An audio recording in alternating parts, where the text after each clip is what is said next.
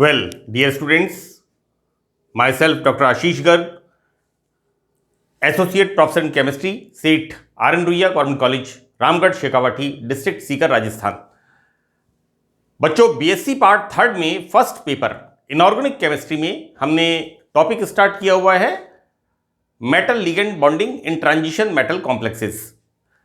संक्रमण धातुओं में मेटल और लिगेंड्स के बीच में बॉन्डिंग किस प्रकार की होती है।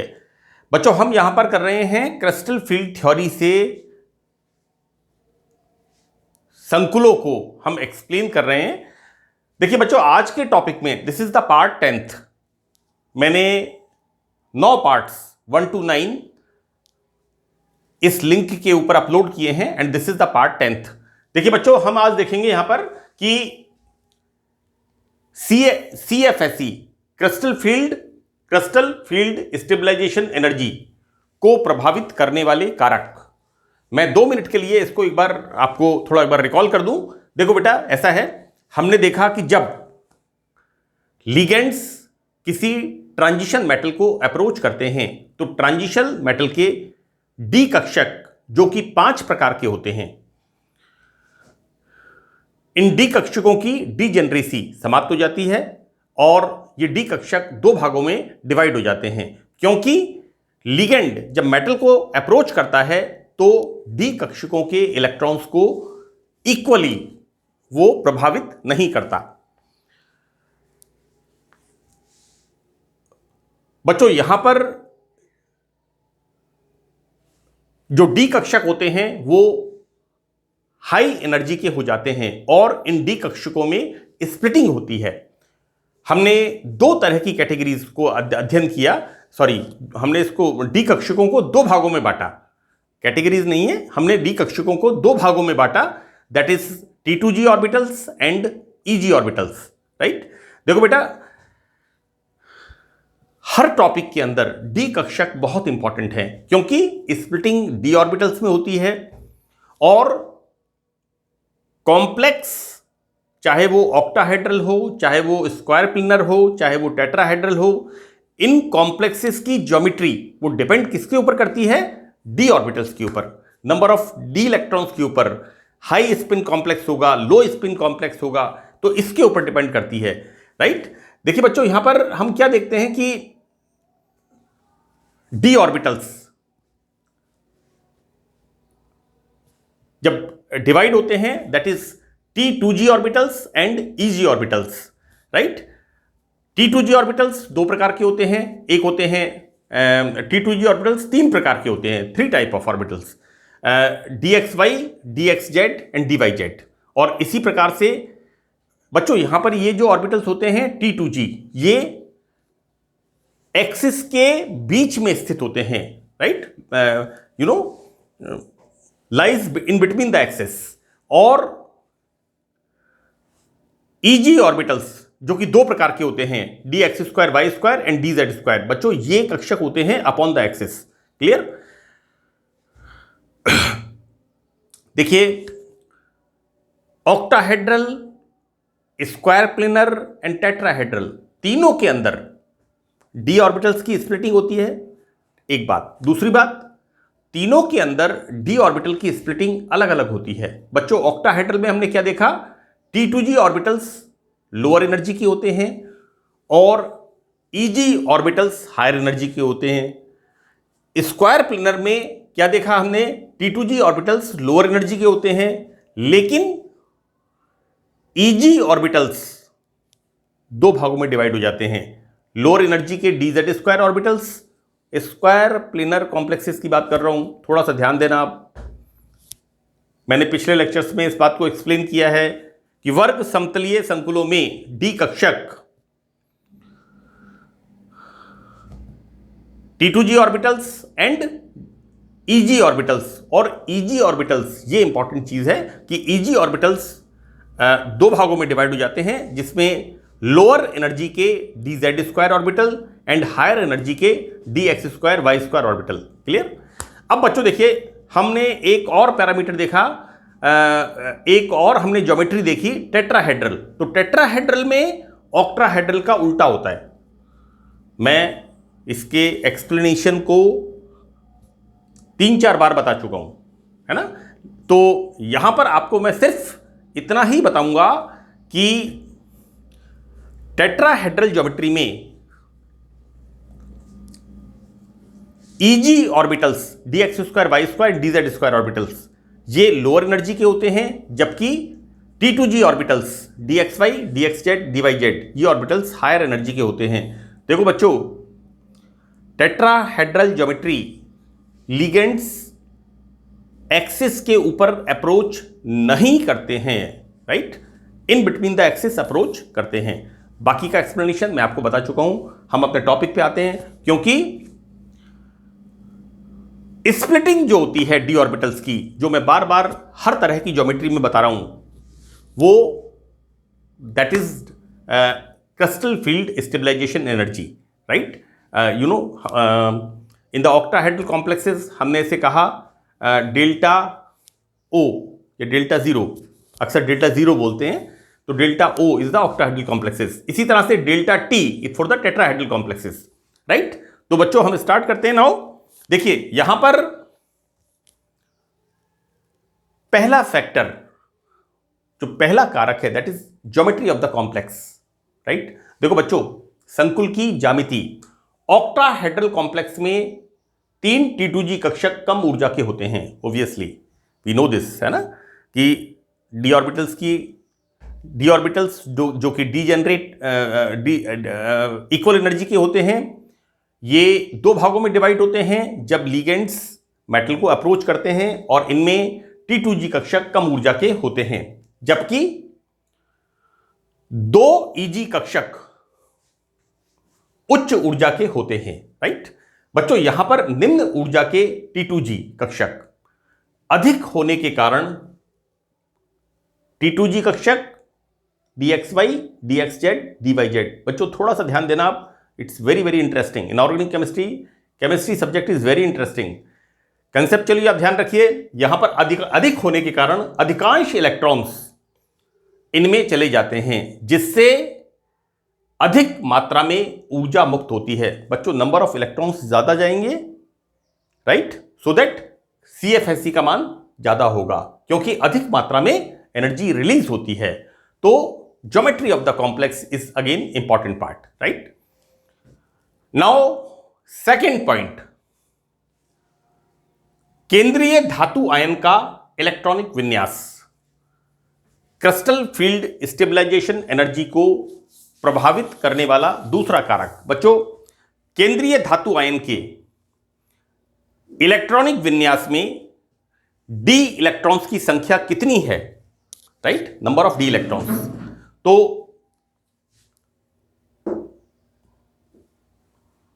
देखिए अलग अलग प्रकार के हम ट्रांजिशन मेटल की कॉम्प्लेक्सेस पढ़ रहे हैं, है ना, और अलग अलग मेटल के अंदर नंबर ऑफ डी इलेक्ट्रॉन्स भी अलग अलग होंगे। तो यहां पर यह बड़ा इंपॉर्टेंट फैक्टर है कि यहां पर सेंट्रल मेटल एटम जो कि कॉम्प्लेक्स फॉर्म कर रहा है लिगेंड के साथ, उसमें इलेक्ट्रॉन्स की अरेंजमेंट और इलेक्ट्रॉन्स की संख्या कितनी है। बच्चों देखिए यहां पर CFSE का मान इस बात से प्रभावित होता है कि कितनी संख्या में डी इलेक्ट्रॉन्स केंद्रीय परमाणु में होते हैं। अतः यदि डी कक्षकों में इतने इलेक्ट्रॉन्स हैं जो निम्न ऊर्जा के डी कक्षकों में भरे जा सकते हैं। देखो बेटा यहां पर क्या हो रहा है, हम हर स्ट्रक्चर में, चाहे वो ऑक्टाहेड्रल हो, चाहे वो स्क्वायर प्लेनर हो, चाहे वो टेट्राहेड्रल हो, हम क्या देख रहे हैं, splitting in 2 categories, one is the T2g and other is the EG। अब यहां पर लोअर एनर्जी के ऑर्बिटल्स ऑक्टाहेड्रल में, बच्चों लोअर एनर्जी के ऑर्बिटल कौन से होंगे, T2g। स्क्वायर प्लेनर में लोअर एनर्जी के ऑर्बिटल कौन से होंगे, T2g। अब टेट्राहेड्रल में लोअर एनर्जी के ऑर्बिटल कौन से होंगे, EG, dx2 y2 and dz2। तो बच्चों ऊर्जा के डी कक्षकों में भरे जा सकें तो CFSE का मान अधिक होता है, क्लियर। लेकिन उच्च ऊर्जा के डी कक्षकों में जितने इलेक्ट्रॉन्स जाएंगे CFSE का मान कम होता जाएगा। देखो बेटा जो हमने स्प्लिटिंग की है इसमें लोअर एनर्जी के ऑर्बिटल्स में जब इलेक्ट्रॉन्स जाएंगे तो स्प्लिटिंग का मान बढ़ेगा, राइट, CFSE का मान बढ़ेगा। लेकिन जैसे ही इलेक्ट्रॉन्स, इट डिपेंड्स बच्चों, इट डिपेंड्स ऑन द अलग अलग मेटल्स के अंदर डी इलेक्ट्रॉन्स की संख्या भी अलग अलग होगी। तो बच्चों यहां पर जैसे ही इलेक्ट्रॉन्स उच्च ऊर्जा के, जो भी उच्च ऊर्जा के कक्षक हैं, है ना, ऑक्टाहेड्रल एंड स्क्वायर प्लेनर में EG ऑर्बिटल्स उच्च हायर एनर्जी के हैं और टेट्राहेड्रल में T2G ऑर्बिटल्स हायर एनर्जी के हैं। तो यहां पर अगर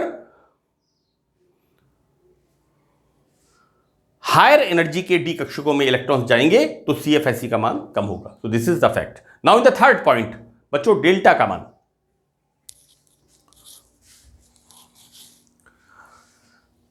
किसी कॉम्प्लेक्स के लिए CFSE का मान परिकलन डेल्टा के आधार पर करते हैं। हम जो बात कर रहे हैं कि CFSE इज द 10DQ, है ना, तो ऑक्टाहेड्रल कॉम्प्लेक्स के लिए delta O, this is O is the octahedral, delta 0 का मान जितना अधिक होगा उसके लिए CFSE का मान भी उतना ही अधिक होगा। अंडरस्टूड है? स्प्लिटिंग जितनी ज्यादा होगी तो CF crystal field stabilisation energy का मान भी ज्यादा होगा। बच्चों मैंने बहुत बड़ी बड़ी टेबल्स बनाई हैं और उन टेबल्स के अंदर हमने CFSE की वैल्यू को निकाला है। किसी संकुल के लिए डेल्टा का मान निम्न कारकों पर निर्भर करता है। अब बच्चों देखिए यहां पर पहला इसमें फैक्टर है nature of the ligand, ligand की प्रकृति। देखो बेटा,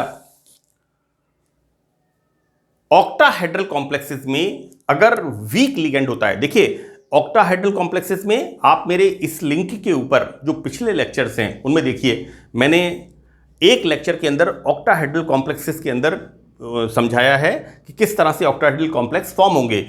वहां पर बच्चों मैंने टेबल में दो ब्लॉक्स बनाए हैं, एक में बनाया है वीक लिगेंड और इधर लिखा है स्ट्रॉन्ग लिगेंड, राइट। और वहां पर हम देखते क्या है, डी कक्षकों में अगर मेटल को वीक लिगेंड अप्रोच करता है तो हाई स्पिन कॉम्प्लेक्स बनते हैं, है ना, और यदि मेटल को स्ट्रॉन्ग लिगेंड अप्रोच करता है तो लो स्पिन कॉम्प्लेक्सेस फॉर्म होते हैं। बच्चों देखिए, वे लिगेंड्स जो डी कक्षकों को कम अंतर से विभाजित करते हैं, राइट, तो उनके लिए मैं एक बार इसको फिर रिपीट कर रहा हूं, किसी संकुल के बनने पर स्प्लिट हुए डी कक्षकों के बीच ऊर्जा का अंतर कितना होगा, यह लिगेंड की प्रकृति पर निर्भर करता है, right. Either it is the week ligand और स्ट्रॉन्ग लिगेंड, किस तरह का लिगेंड मेटल को अप्रोच करता है। वे लिगेंड्स जो डी कक्षकों को कम अंतर से विभाजित करते हैं, राइट। तो बच्चों कम अंतर से विभाजित कौन करेंगे, जिनके लिए डेल्टा O का मान कम होगा, डेल्टा 0 का मान कम होगा, तो these are called weak ligand complex, right, weak ligands कहलाते हैं। डी ऑर्बिटल्स की स्प्लिटिंग कम होती है तो डेल्टा O का मान कम होगा, CFSE का मान कम होगा, these are called weak ligands, right, high spin complex form होंगे। अब देखिए यहां पर वे लिगेंड्स जो डी कक्षकों को ज्यादा ऊर्जा अंतर से विभाजित करते हैं, राइट, तो उनके लिए डेल्टा O का मान ज्यादा होता है और उन्हें स्ट्रॉन्ग लिगेंड्स, राइट।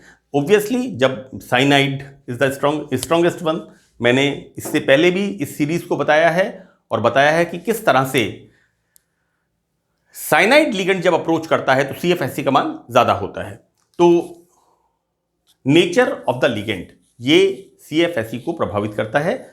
तो यहां पर हम देखते क्या है बच्चों, देखिए कि लिगेंड्स की बढ़ती हुई स्ट्रेंथ सामर्थ्य के अनुसार एक श्रेणी बनाई गई है और इस सीरीज को हम क्या कहते हैं, स्पेक्ट्रोकेमिकल सीरीज कहते हैं, राइट। देखो बेटा, इस सीरीज के अंदर मैंने क्या बताया है, दीज आर द, इस तरह से weak ligands, we start from weak ligand to strong ligand, सबसे वीकेस्ट वन दिस एंड सबसे स्ट्रॉन्गेस्ट वन दिस, और बीच वाले कौन से हैं यहां पर, मॉडरेट, मध्यवर्ती, है ना, मॉडरेट लिगेंड्स, मध्यवर्ती, जिनकी ना स्ट्रॉन्ग होते ना वीक होते, क्लियर? तो बच्चों this is the spectrochemical series जिसके हिसाब से हम संकुल के बारे में अध्ययन करते हैं। नाउ यहां पर सेकंड पॉइंट मैंने यहां पर कहा है कि डेल्टा का मान, तो सेकंड पॉइंट में मेटल आयन पर charge, this is again important point. देखो बेटा, मेटल आयन के ऊपर आवेश अधिक होगा, राइट? मेटल आयन के ऊपर चार्ज ज्यादा होगा, डी ऑर्बिटल्स वैकेंट होंगे और यहां पर डेल्टा जीरो के मान में वृद्धि होगी। तो it's very clear. Now in the third point C, हम देखते क्या है यहां पर, धातु आयन का आकार, size of the metal ion, अर्थात ये धातु आयन संक्रमण तत्वों की किस श्रेणी से आता है? बच्चों फर्स्ट ट्रांजिशन सीरीज से है, सेकंड ट्रांजिशन सीरीज से है, थर्ड ट्रांजिशन सीरीज से है। कहने का मतलब यह हुआ कि जब हम एक ग्रुप में ऊपर से नीचे आते हैं तो मेटल आयन का आकार बढ़ता जाता है। बेटा it's again a very important factor यहां पर मेटल आयन कि मेटल जो कि कॉम्प्लेक्स फॉर्म कर रहा है वो किस सीरीज से है?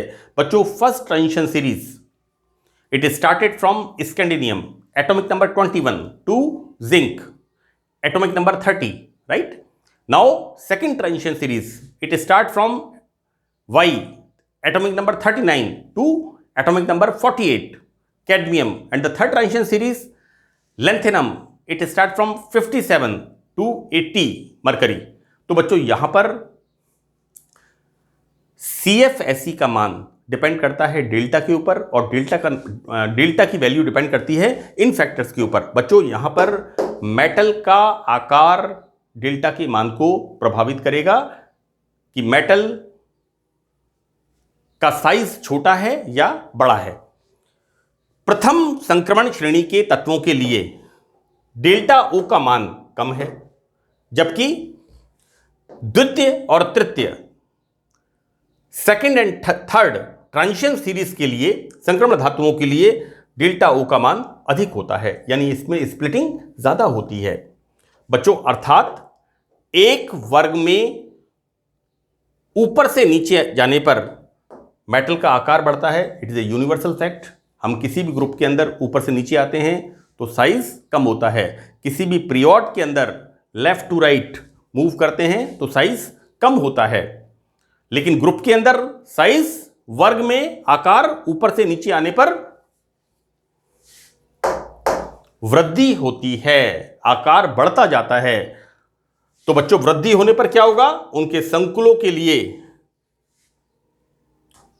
डेल्टा O का मान भी, डेल्टा जीरो का मान भी बढ़ता जाता है। तो बच्चों हमने देखा कि CFSE जो कि क्रिस्टल फील्ड स्टेबलाइजेशन एनर्जी कि किस तरह से डी कक्षकों के अंदर स्प्लिटिंग होती है, और यहां पर ये क्रिस्टल फील्ड स्टेबलाइजेशन एनर्जी का मान किस प्रकार से विभिन्न कारकों के ऊपर निर्भर करता है। बच्चों this is very very important. इसका अक्सर शॉर्ट नोट के फॉर्म में पूछ लेते हैं। और मैं आपको बता दूं बच्चों, देखिए ये जो हम टॉपिक पढ़ रहे हैं ना, इससे पहले वाला टॉपिक मैंने पढ़ाया एक तरह से, इससे पहले वाले टॉपिक में हमने कंपैरिजन किया था टेट्राहेड्रल एंड ऑक्टाहेड्रल स्प्लिटिंग का, है ना बच्चों?